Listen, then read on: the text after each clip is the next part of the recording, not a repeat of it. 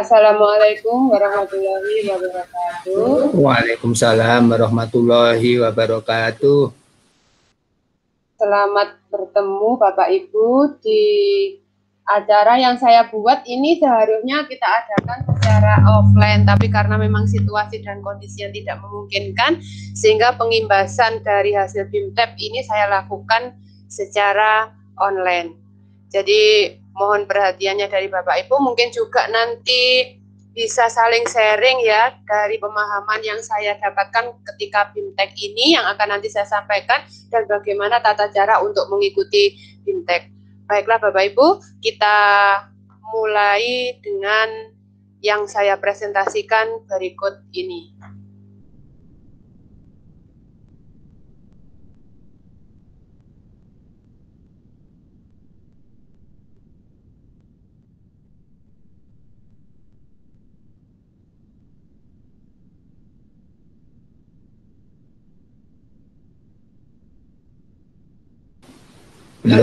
Belum.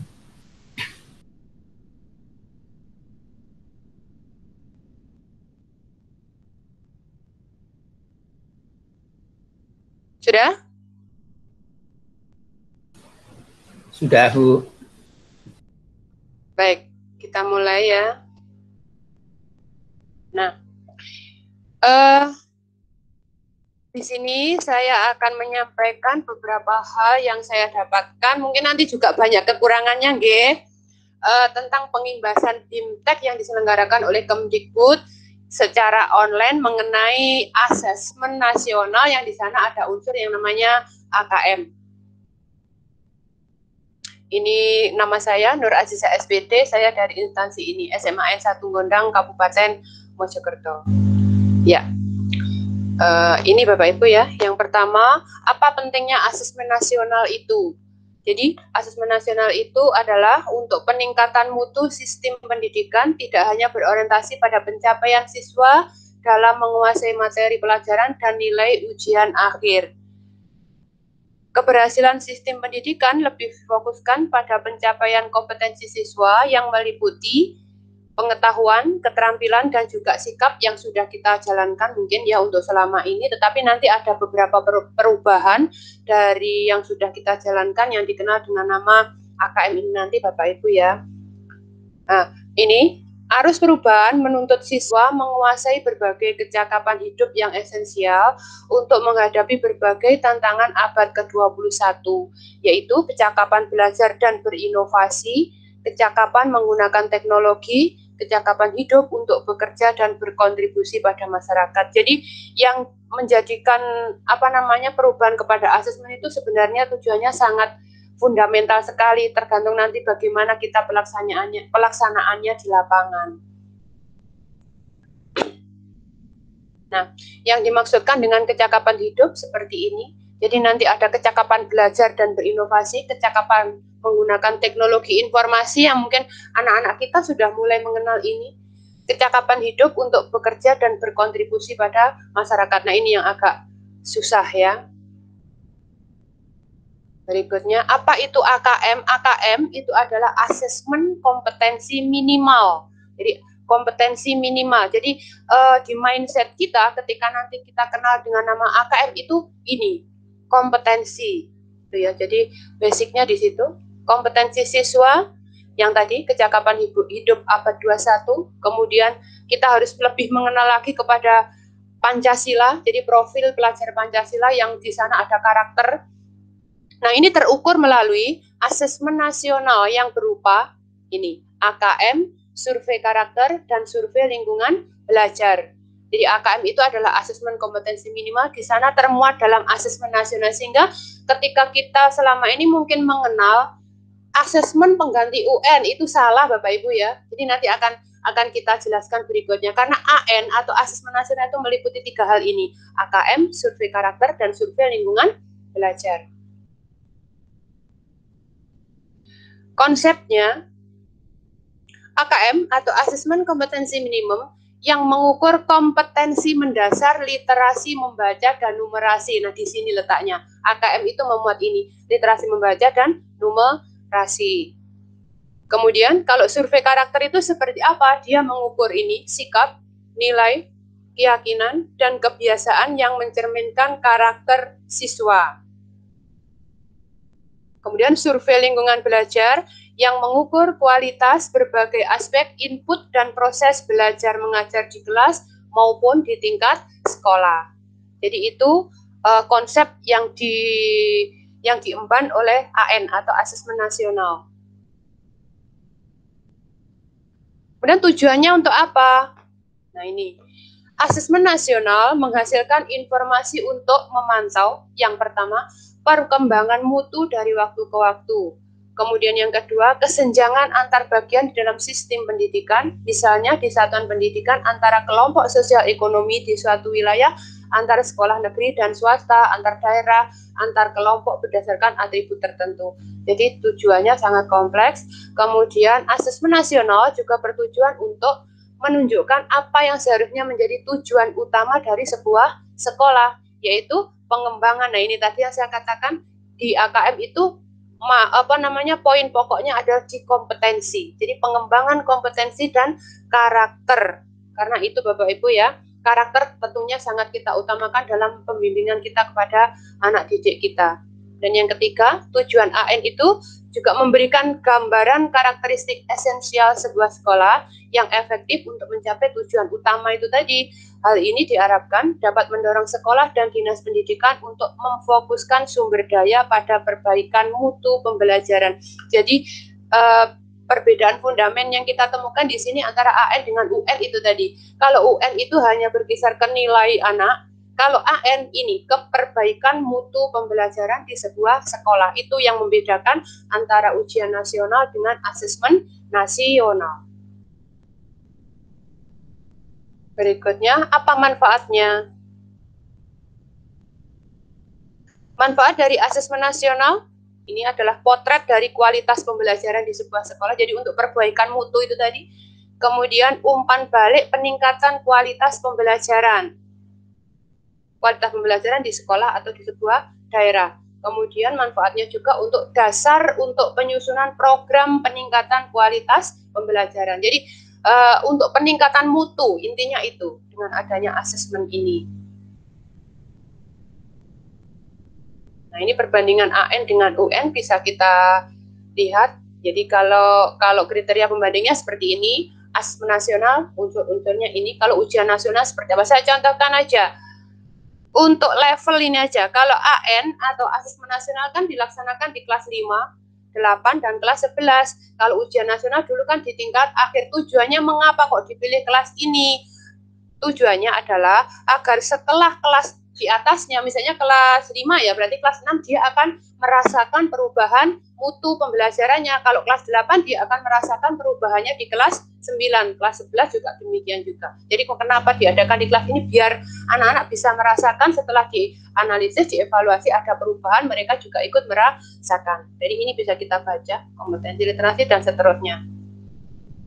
Tuh. Kemudian yang saya dapatkan juga, ini saya rangkum dari hasil BIMTEK kok Bapak Ibu, saya copy paste ini. Saya tinggal membaca saja dari apa yang diuraikan oleh Pak Nadiem mungkin ya. Petunjuk dan teknis pelaksanaan AN. Nah, ini. Jadi asesmen nasional, di sana ada AKM seperti yang tadi slide yang depan, survei karakter dan survei lingkungan belajar. Di asesmen kompetensi minimal di sini memuat ini. Jadi unsurnya ini Bapak Ibu yang kita akan laksanakan, yang kelihatannya ini tapi masih ditunda juga ya. Ini yang akan kita laksanakan. Jadi asesmen nasional di sana ada 3 unsur. Di dalam AKM ini ada asesmen literasi membaca dan ada asesmen numerasi. Jangan dianggap kalau numerasi itu hanya untuk program matematika. Jadi di semua mapel akan dilaksanakan seperti ini. Kemudian ini petunjuk dan teknik pelaksanaan AN bersifat adaptif. Pertanyaannya disajikan tergantung kepada kemampuan siswa. Ini ya maksudnya. Kemudian pesertanya siapa? Pesertanya adalah seluruh satuan pendidikan, tetapi tidak semua murid. Jadi hanya digunakan sampel. Kalau ujian nasional kan semua murid. Tetapi kalau AN ini diambillah beberapa sampel saja dari siswa yang kita punya. Kemudian bagaimana pemilihan sampel? Pemilihan sampel secara acak. Jadi kalau saya lihat dari yang kemarin sudah beredar itu, sampel yang diambil karena kita mengukur minimal, jadi siswa yang berkemampuan minimal sepertinya seperti itu. Tapi saya juga belum tahu pasti, kita ikuti petunjuk selanjutnya saja. Tuh. Kemudian jadwalnya pelaksanaan seperti ini. Jadi kalau SDMI itu 2 hari. Hari pertama literasi dan survei karakter, hari keduanya numerasi dan survei lingkungan belajar.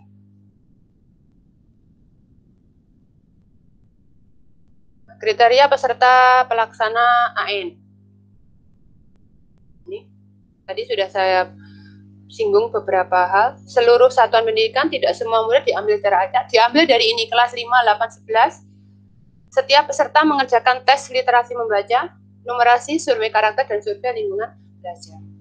Intinya nanti di sini, jadi diambil siswanya dari kelas 5, 8, dan kelas 11.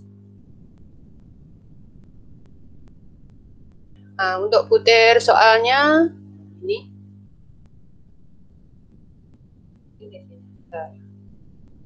Nah, ini butir soalnya. Bentuk soalnya, jadi kalau kita selama ini mungkin mengenal hanya pilihan ganda saja, maka di sini kita lebih dikenalkan lebih banyak lagi ke bentuk soal.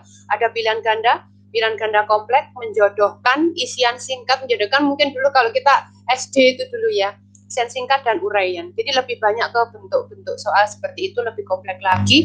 Tidak hanya satu soal pilihan ganda, tidak, jadi ada berbagai macam.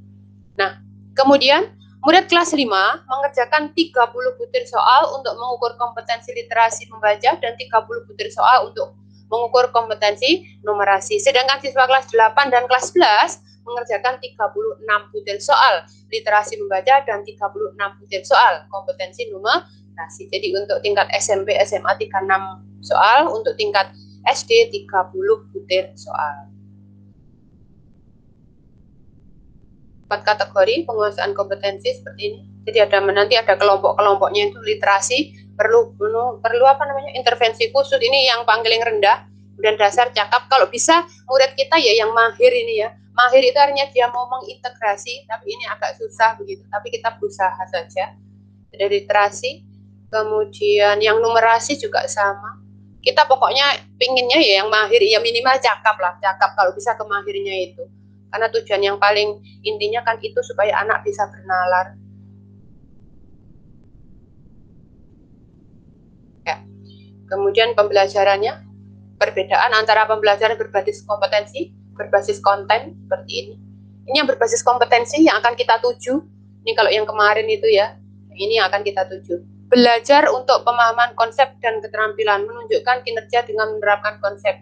Ya. Nah, ini contoh strategi pembelajaran yang bisa kita lakukan. Nah, ini.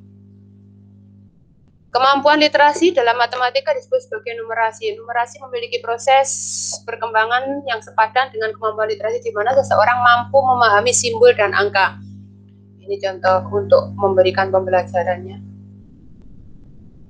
Nah, bagaimana apa manfaat dari proses belajar tersebut? Ini silakan dibaca sendiri. Nanti kalau Bapak Ibu mengikuti BIMTEK-nya itu nanti akan mendapatkan yang seperti ini. Jadi nanti silahkan untuk dibaca-baca secara lebih detail lagi ya. Untuk bisa melihat contoh kumpulan soal-soal AKM, Bapak Ibu bisa mengunjungi ini https://pusmenjar.kemdikbud.go.id AKM. Itu. Nah, sekarang saya akan memberikan beberapa hal terkait bagaimana caranya kita mengikuti BIMTEK AKM yang diadakan Kemdikbud secara online. Caranya gampang sekali Bapak Ibu. Untuk pertama, ini ya langkahnya nanti ketika Bapak Ibu masuk buka laptopnya langsung menuju Chrome-nya, kemudian kita ketik ini, guru belajar. Gampang kok. Terus setelah itu lanjut pilih ini yang seri asesmen kompetensi. Setelah ketemu itu nanti kita diminta untuk, nah ini, kalau di sana ada tulisan ini mulai belajar, panjenengan klik saja mulai belajar seperti tanda panah itu, maka nanti akan diminta untuk memasukkan alamat email. Alamat email yang diminta Bapak Ibu harus menyiapkan ketika kita UKG itu. UKG kan kita punya nomor ukg@guruku.id. Nah, itu yang kita masukkan berikut passwordnya. Sama dengan ketika kita masuk ke SIM PKB atau kita lewat SIM PKB juga bisa Bapak Ibu ya untuk mengikuti program ini. Setelah itu, nah, dipilih yang ini, yang AKM. Kalau yang dua ini sudah terlewatkan ini. Kemarin saya nyoba pendidikan keterampilan hidup sudah ditutup. Yang ini ya, yang AKM ini. Panjenengan klik. Kemudian yang inklusi ini belum, ini tulisannya segera hadir, tidak tahu hadirnya kapan. Panjenengan klik ini selengkapnya. Kemudian, nah di sini. Kemudian setelah itu, panjenengan pilih angkatan, mau angkatan berapa, ini sudah ada tanggalnya.